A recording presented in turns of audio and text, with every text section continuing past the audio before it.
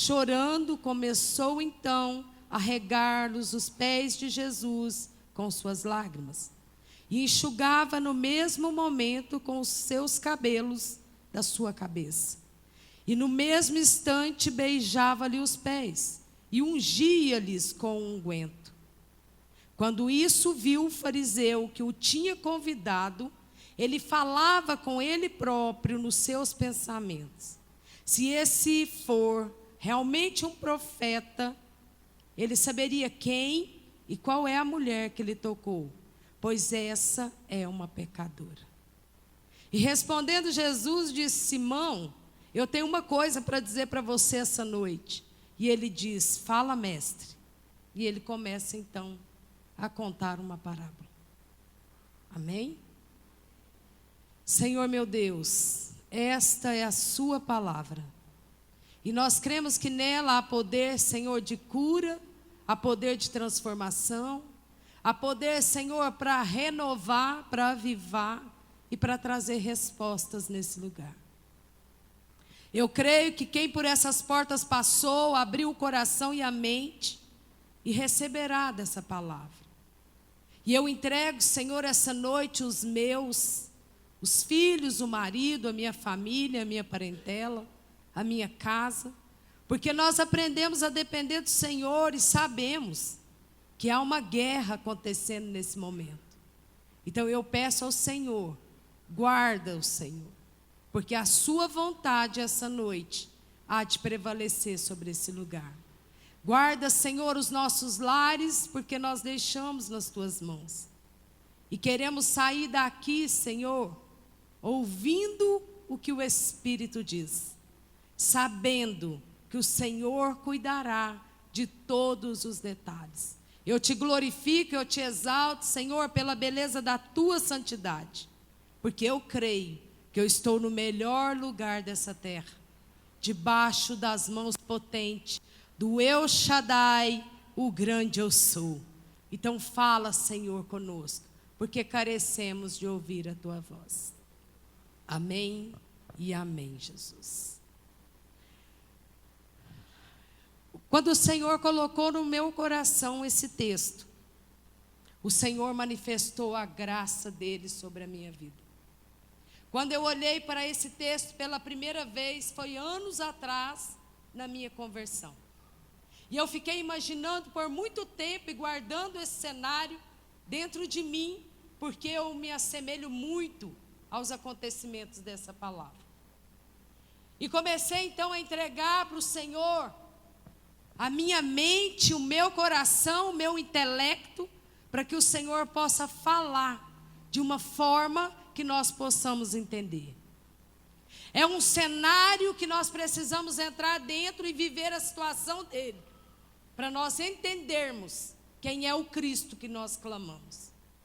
Existem 3 personagens no mesmo cenário, e é sobre alguns que nós vamos falar, porque um não precisa ser falado, ele já é manifesto em nosso meio. É ele que trouxe você, é ele que derramou a graça e o sangue na cruz do madeiro em favor de você e de mim. A esse nós não precisamos falar, porque ele está nesse lugar.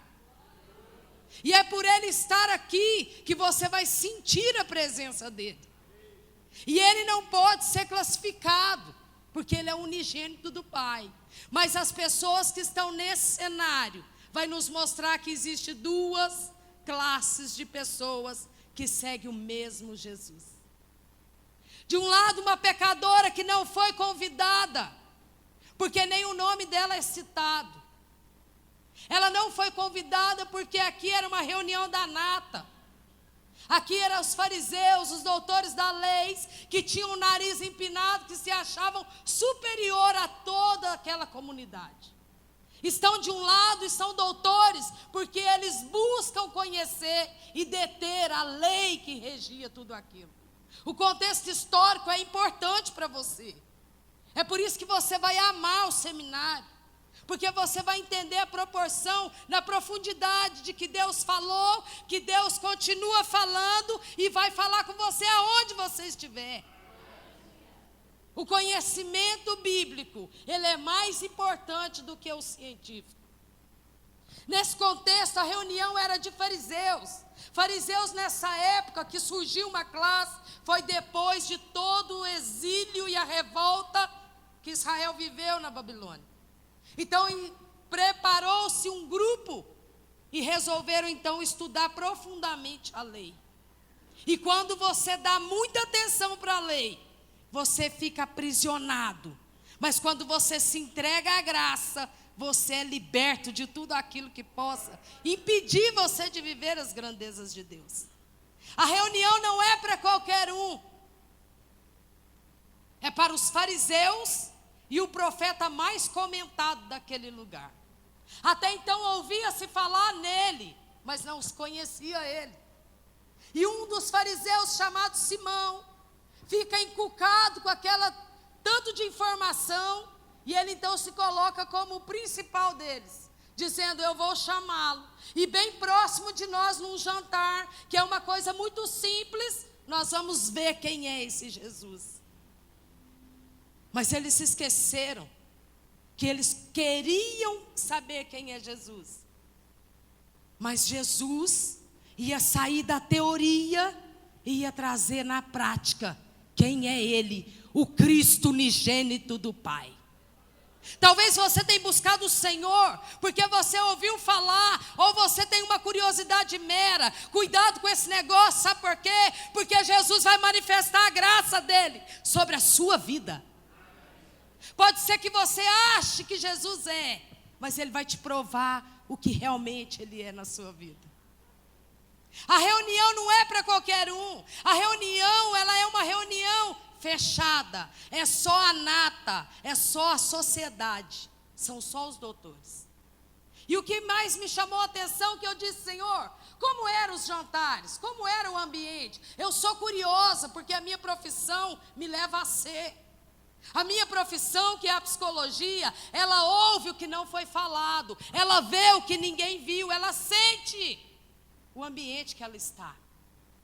Porque a psicologia, ela não é uma profissão que você escolhe, você precisa ser escolhido por ele. Né, pastora Lidiane?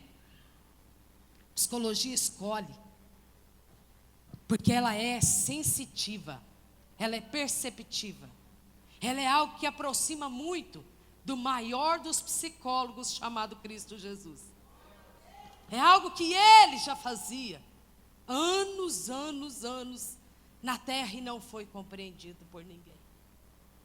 A reunião, ela é assim. Os fariseus estavam lá e a mesa não era a mesa que nós conhecemos. Ela era uma mesa em formato de U. Então o anfitrião que convidava sentava do lado do convidado. Sentava lado a lado, e o lugar central era o que dividia essa mesa da letra U. Então Jesus era o convidado especial da noite, e do lado dele estava o fariseu, que não tinha uma clareza acerca de quem era ele. Mas Jesus sabia no que daria aquela reunião. Ele convida e fica ali esperando o Senhor. E aí eu fui para os rituais daquela época, as tradições que era para oferecer um jantar. E sabe qual era? Como eles andavam, muitos peregrinavam às vezes de sandálias, estradas todas empoeiradas, e andavam-se a pé. Eles chegavam no lugar do jantar com os pés empoeirados. E era um ritual. Quando você recebia o convidado, você chamava o servo e colocava para lavar os pés. Principalmente quando o convidado ia ficar para o jantar. Mas ninguém lavou os pés de Jesus. Mas o convidado não era de honra. Não para o Simão, que só queria medi-lo com uma régua da mediocridade. Uma régua da hipocrisia. Uma régua que a religiosidade está entregando de graça para muitos pastores, obreiros e líderes em nosso meio. É uma régua que não mede o Senhor. Pode medir o homem, mas a ele não. Porque ele já sabia quem chegaria naquele jantar. Era uma letra U, estavam todos os fariseus, a nata já estava posta, já iam servi-lo. E outro ritual que era interessante pensar nisso, quando eles chegavam, dava-se então o ósculo. Depois lavava-se os pés. E dependendo do grau dessa pessoa, da intimidade, da bem-querência, do acolhimento, da reciprocidade desse convidado, derramava-se então um unguento cheiroso. Era a forma que eles recebiam os convidados.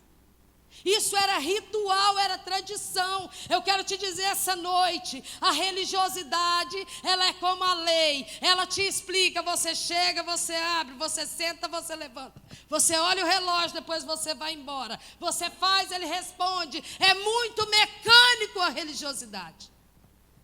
E não enquadrou o meu Jesus Cristo. A régua pode medir muitas coisas, mas a ele não se mede.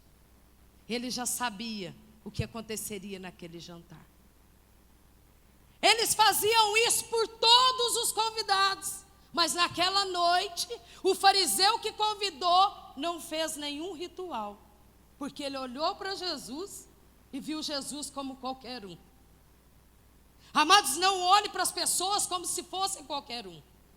Olhe para essa pessoa que está do seu lado e diga para ela, você é especial, porque você é filho do Deus Todo-Poderoso. Toma mais cuidado quando você medir eles. Olha para eles com um olhar de sinceridade, porque o Senhor está nesse lugar. Ninguém aqui é qualquer um. É tudo filho dele. E nenhum ele vai dispensar, porque ele sabe como filho que foi dado pelo Pai. Então é dele, é tudo dele, é para ele, é por ele que foram todas as coisas. Então você é dele, você não é qualquer um, menos ainda qualquer uma. Você é filha do Todo-Poderoso, o El Shaddai, o grande eu sou, o Senhor dos exércitos, o que abre, o que fecha, o que mata, o que dá vida. Você é filha dele, você tem importância nesse lugar. Não cumpre-se o ritual, porque ele olha para Jesus com o nariz de superioridade, pastor Elias. Ele não tem pretensão na reunião, ele está armando para Jesus. Ele está querendo ver quem é Jesus. Então ele faz aquele jantar, ele faz um convite meia boca. Não sei se você já viveu essa situação, de pessoas aproximar de você só para saber quem você é. Miserável. Nem para ser honesto. Nós não precisamos fazer isso. Nós podemos olhar para as pessoas e dizer, vou me dar o luxo de conhecê-lo e conviver com ele. Quem sabe? Quem sabe? Mas essas sementes de Satanás, elas continuam sendo espalhadas no meio dessa terra de pecadores. E funciona. Mas com Jesus não. Porque ele sabia aonde daria aquela reunião. Como ele sabe como é que vai acabar a reunião de hoje nesse lugar. Ele olha para Jesus como um qualquer um.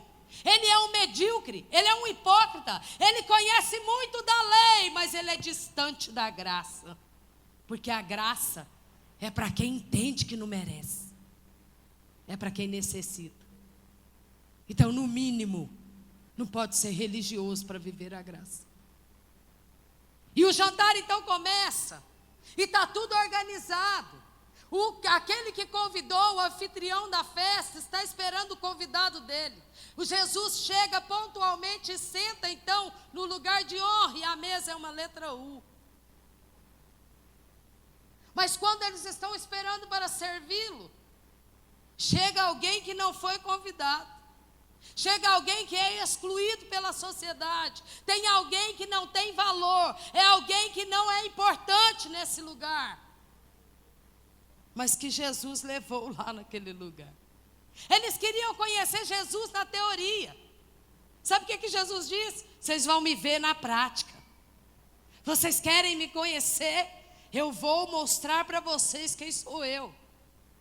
E eu fico imaginando essa mulher chegando no cenário. Fica difícil imaginar, não.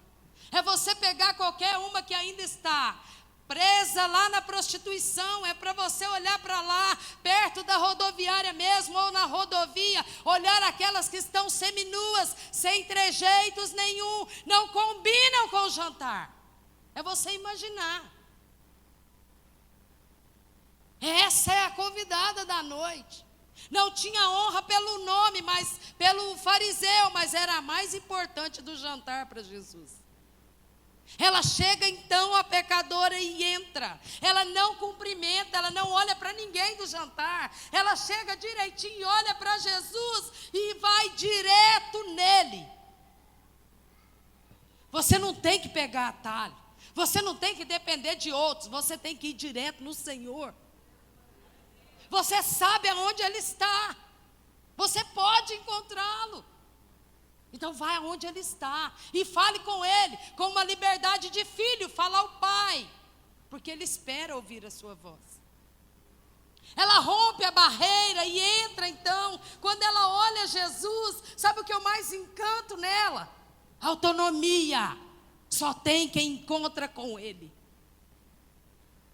Só tem autonomia quem encontra com Jesus e sabe quem Ele é. Porque Ele transforma de tal maneira que você tem liberdade nele, sim.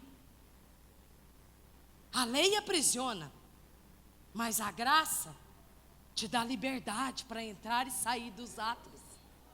Você pode entrar.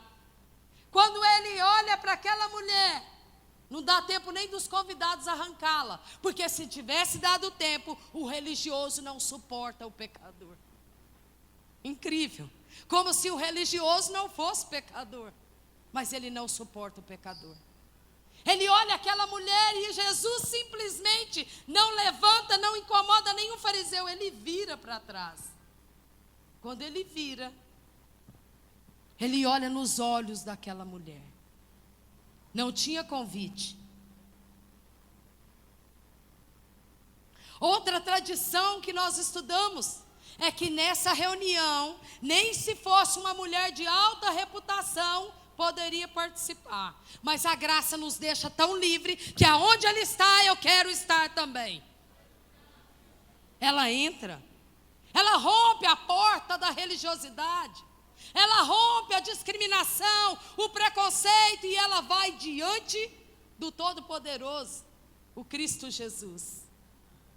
É preciso conhecer a Ele para relacionar com Ele.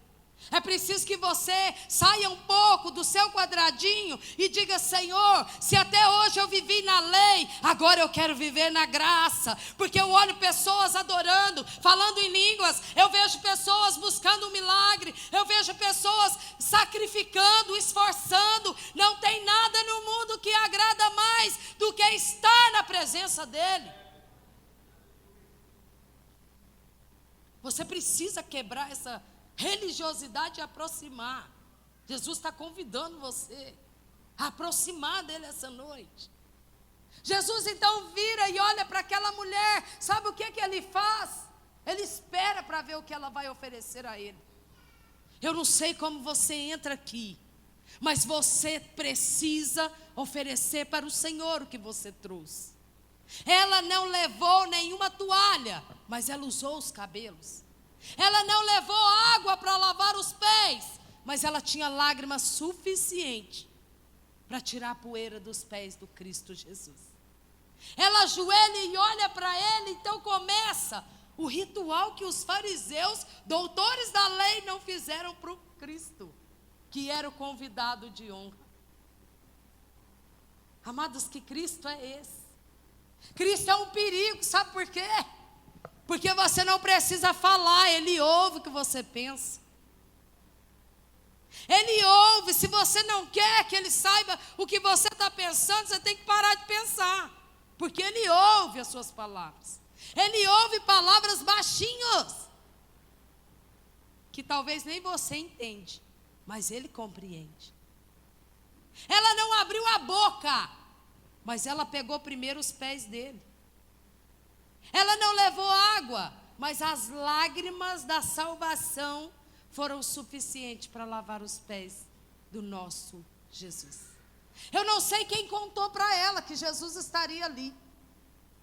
E nem como chegou a informação. Mas o que eu mais amo é que quem precisa, levanta e anda. Quem não precisa, só manda. Ela precisava encontrar com aquele homem. Ela ouviu falar de uma mulher que era enferma. Ela ouviu falar que o leproso estava curado. Ela ouviu falar que o cego olhou e viu, enxergou. Ela viu o surdo ouvindo. Ela viu um paralítico levantando. Ela viu quem era Jesus e foi conhecê-lo pessoalmente. Só que um queria ver com pretensão e a outra queria apenas ver para adoração. É aí que classifica o público. Os que querem com pretensão e os que querem para adoração. Jesus não é classificado, mas nós como multidão ainda somos classificados por Ele. O Cristo que tudo sabe e conhece dos nossos corações. É Ele que classifica. Não somos nós a Ele. Porque Ele sabe no final o que dará essa reunião da noite. Ela encosta nele, ela pega os pés dele, ela lava com as lágrimas. Quando ela está lavando nas lágrimas, eu penso que ela fez uma retrospectiva. Porque quando você tem essa liberdade, a experiência com o Senhor, quando você verdadeiramente viver um milagre com Ele, que você ficar face a face com Ele, você vai ver que é impossível não se derramar na presença do Cristo unigênito. Eu já vivi um milagre. Eu já vivi ele. Aliás, eu sou um milagre. Eu sei quando aqueles olhos me vê. Eu sei o que tem naqueles olhos. É poderoso demais para ser racional. É poderoso demais para segurar a onda. É muito poderoso para ser religioso. É poderoso demais para você ficar pensando o que o pastor vai pensar, o que o irmão vai pensar. Não dá nem tempo para pensar e nem ver quem está na reunião. Porque são os olhos de Jesus. E ela olhou nos olhos dele. Quando ela lava, ela lembra, ela faz uma retrospectiva. Irmão, não esqueça quem você é nunca. Lembre-se sempre aonde você estava quando Ele te chamou para esse lugar. Não se esqueça nunca, porque é a origem do evangelho da salvação. Aonde eu estava, não quero nem passar perto, quando a graça me chamou. Mas quando ela lavava, ela lembrava: pecadora, eu sou conhecida nessa terra como a mais infeliz, eu não tenho amigos, eu não podia fazer nada, eu não podia entrar nos lugares. Esse Jesus mudou a minha história. Ela chorava de alegria. É de alegria. A Ana chorou atribulada porque ela tinha uma necessidade. Mas essa chorou de lembrar quem era ela e agora quem ela poderia ser na presença do Senhor. Quando ela lava os pés com as lágrimas, ela pega o cabelo. Jesus gosta muito de usar o que nós temos. Então cuidado com o que você carrega, porque de repente você ainda não viveu o milagre, porque Jesus não quer que você use o que você está carregando ainda. Porque ela só carregava os cabelos. Ela enxugou porque não tinha toalha. Ela enxugou porque ela queria fazer a altura do que Cristo merecia naquele lugar. Então ela enxuga os pés de Jesus. E logo em seguida ela derrama a fragrância, que era tão envolvente que confundiu a ironia dos fariseus. E ninguém abriu a boca, senão os pensamentos do fariseu, que eu não sei se ele queria matar a pecadora ou matar quem deixou ela entrar. Nos lembra hoje, quando o alcoólatra aproxima da porta, que a gente vai com uma corrente. Aqui não, você não pode entrar aqui não. Parece a mesma cena. Parece a mesma pessoa. Quando vai entrar o mendigo, não. Ou a prostituta, não. Perto de mim você não senta. Perto de mim, não. Perto do meu marido, não. Ou como ainda os outros que não conheceram a palavra do Senhor. Nós ficamos tipo os fariseus? Mas eles ainda existem? Não, eles não existem mais. Porque hoje a graça está em nosso meio. E a graça é para todos. Ele não deixa se medir pela régua. Ele é o Todo-Poderoso, o El Shaddai. A graça dele não é para mim, não é para você. É para nós. O nós envolve o mundo. Quem agora nesse momento está pulando o carnaval, a graça é dele também. Quem agora está prostituindo, a graça é dele também. Quem agora está se drogando, a graça também é dele. O que ainda não entendeu, a graça ainda é dele. Porque o que precisa ficar claro para nós é que o céu não é meu, o céu não é seu, o céu é nosso. Ele inaugurou com um ladrão, igreja. Estava tudo pronto. Na casa de meu pai há muitas moradas. Mas de repente ele encontrou um que estava indo para lá. E disse: eu sei que tu és o rei dos judeus. Então olha para mim, porque eu mereço essa cruz. Ele disse: ainda hoje eu inauguro com a sua entrada naquele lugar. Então a graça é para todos. A graça é nossa. Não puderam parar aquela mulher, porque ela cumpriu todo o ritual. Mas Jesus não estava preocupado com os convidados. Ele estava querendo se manifestar naquele lugar. Você lembra a pretensão do fariseu? Eu vou convidá-lo, parecendo que é um jantar. Mas quando ele chegar, os meus olhos, os seus olhos, os olhos de todos os fariseus, vai ver quem é ele. Porque dizem que ele é o profeta, dizem que até ressuscitou alguém. Será que ele é tudo isso? Estão dizendo que ele é um tal maturco. Quem é esse homem? Vamos fazer um jantar que a gente vai ver quem é ele.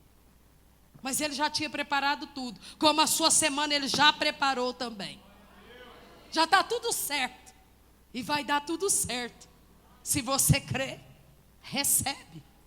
Porque ele é fiel para fazer. Quando o fariseu pensa, não fala. Ele olhou para o fariseu e disse: Simão, eu tenho uma coisa para te dizer essa noite. Até então ninguém pronunciou nada. O jantar era silencioso, era cheio de ritual, era cheio de tradição. A religiosidade gosta disso. A religiosidade ama isso. Porque parece que tudo organizado dá uma impressão que você é superior. E você sendo superior, você está mais alto do que quem está aqui embaixo. Isso é legal para o ego do homem. Por isso que a psicologia diz, e o mundo diz também, quando você quiser conhecer alguém, dê poder para ele. Você vai ver quem é ele. Aí você vai conhecer. Mas quando ele está na reunião, ele olha e fala: ei, Simão, hoje você vai rasgar a teoria. Hoje você vai parar de ficar ouvindo falar quem sou eu. Hoje eu tiro a sua dúvida de quem sou eu. Sabe o que é que eu vou fazer? Vou te mostrar na prática. Porque eu tenho uma antipatia. Hoje não tem fariseu, pastora Rosângela. Mas tem a ciência, que muitas vezes atua igual. Jesus vai curar, mas o exame é que é incurável. Jesus vai abrir a porta, mas lá só entra quem tem diploma. Jesus vai mudar seu marido, mas ele é alcoólatra. E aí fica se discutindo. Ou é a ciência, ou é a graça. Resolve hoje. Porque aí o culto acaba mais cedo.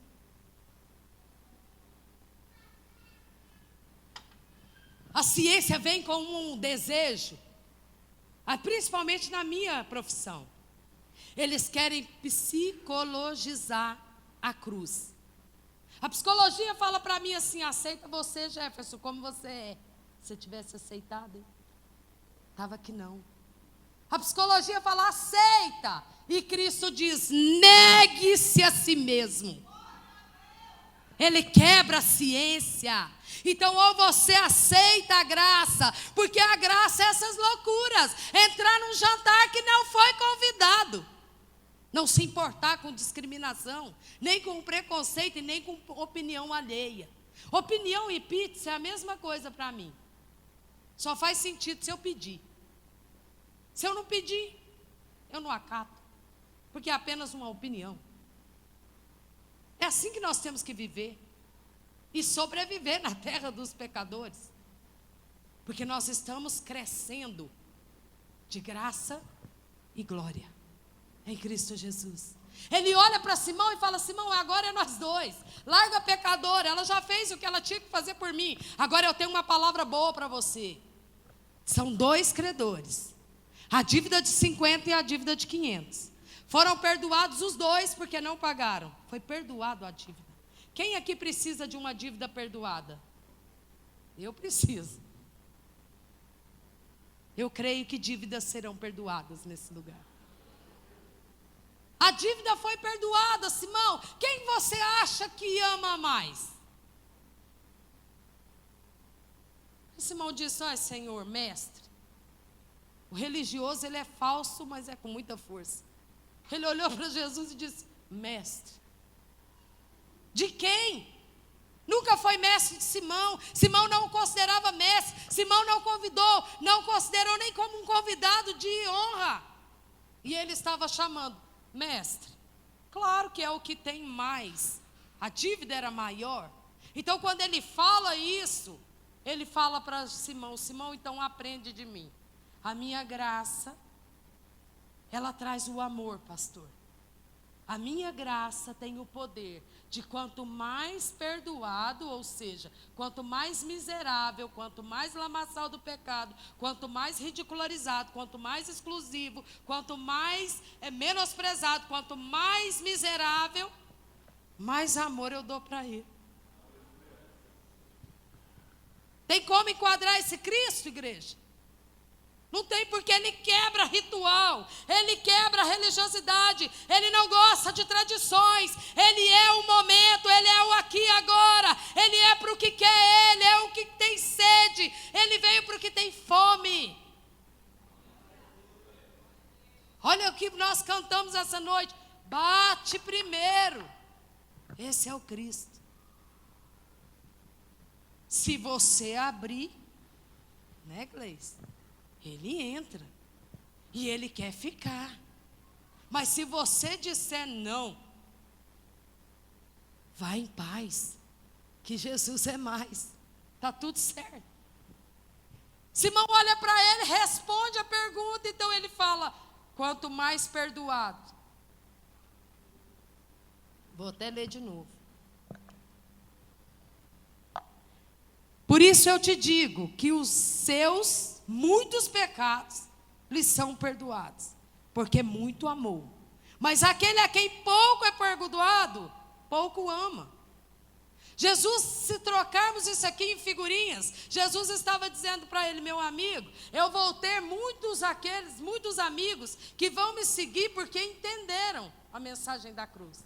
Eles vão entender que aonde eles estavam, precisava de chegar alguém e quebrar o ritual, quebrar todas as normas que a sociedade aplicou. Eu sou aquele, Simão, que vou chegar e vou fazer a diferença. Eu não devo satisfação para a cultura de nação nenhuma. Eu não devo satisfação para a sua opinião. Eu sou o que veio em nome do amor, que entregou a minha vida na cruz do Calvário. Ali só iam os malditos, mas eu quis estar ali.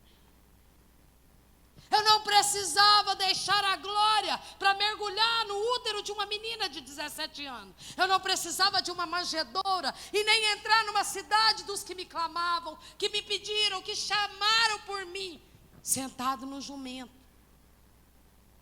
Mas assim eu quis fazer. E é assim que Jesus vem quebrando dia após dia no coração do homem. Muito foi perdoado, aleluia. Quem aqui foi muito perdoado? Se você soubesse quem era a Ana, se você soubesse quem é a família da Ana, Se você soubesse um pouquinho da intimidade, aonde eu estava, eu era inapropriada. É a canção que eu queria para a noite. Eu era improvável, mas escolhida. Incapaz, mas vencedora. Sabe por quê? Porque é Ele que assim quer. No livro da vida ele abre e diz: ei, aqui são os meus. É por isso que o livro da vida tem o seu nome registrado lá. É por isso que você não é qualquer um. E nem se deve sentir como qualquer uma. Você deve entrar nesse lugar dizendo: eu quero falar com o convidado mais especial da casa. Eu quero sentar perto dele. Eu quero trazer as minhas lágrimas e lavar os pés dele. Eu quero que ele me perdoe mais o dia de hoje, porque eu sei quem sou eu. E eu sei quem ele é na minha vida. Não é sentir inadequado porque a multidão está aqui. Porque Jesus poderia ter olhado todos, mas ele prefere nos ver um por um. Porque ele sabe quem nós somos. A pecadora não se importou. Ela disse: eu vou aonde ele está. Porque eu sei quem era. E o que eu fiz. E o que eu não mereço na presença dele. Mas já que ele olhou para o leproso, para o deficiente, ele olhou com tanto amor para aqueles que eram leprosos. Ele olhou para aquele ladrão com tanta ternura. Eu tenho a possibilidade de jogar todos os meus pecados nos pés dele. Eu vou lançar-se a ele e vou dizer: Senhor, eu não sou pecador, eu ainda estou pecadora. Eu ainda não alcancei o âmago do teu coração. Senhor, como eu erro, como eu faço, mas ainda assim eu quero lavar os seus pés essa noite. Eu não quero e não permito, Senhor, que a religião me tire de você. Ou me leve o Senhor para longe de mim. Porque a religião para mim, amados, ela é o símbolo de uma gaiola. Ela aprisiona, ela limita, dá a impressão que está cuidando, mas na verdade nunca cuidou. É como um pássaro que você pega no meio de tantas árvores. O Brasil é o Brasil mais lindo, é a nação mais verde que já se viu. E nós pegamos os pássaros e colocamos com a mediocridade, dizendo: é meu, eu amo, eu vou cuidar. E assim nós fazemos com as pessoas que estão conosco. Nós somos boas para fazer isso com os filhos. Cadê as mães que dizem: por eles eu mato, por eles eu morro, mas que mata a própria casa? Nós agimos assim, com essa ideia de que nós estamos fazendo, mas na realidade nós nunca fizemos nada, senão aquilo que está no nosso ego. Porque se ele veio para quebrar, para fazer de novo, para confundir, aonde estão os que ele ama? Aonde estão os doentes que não chegaram? Aonde estão as pecadoras que ainda vendem o próprio corpo? Aonde estão os famintos? Aonde estão eles, os órfãos? Onde estão as viúvas? Ou nós estamos posicionando como os fariseus? Você pode até entrar, mas não toca nele. Você pode até entrar, mas não entre no meu quadrado. Porque quanto mais eu conheço, quanto mais me é dado, mais é cobrado. E eu quero dizer para você que quem não tem religiosidade, o inferno odeia. Mas ele odeia, pastor, com todo o ódio que o inferno possa possuir. Ele é odiado. Mas em contrapartida, o céu o ama. Quando ele levanta, o céu diz: é hoje que nós vamos descer na comitiva de anjos e vamos cercá-lo, para que a religiosidade não o aprisione. Como poderá se exala amor? Não pode enquadrar o amor. Como aprisionar se você olha e ama? Não tem como. A ciência não te explica. Quem sente verdadeiramente, ou quem encontra com ele, faz as proezas lá fora, como essa pecadora fez. Ela não classifica ninguém. Pode vir, louvor. Como ele não é classificado.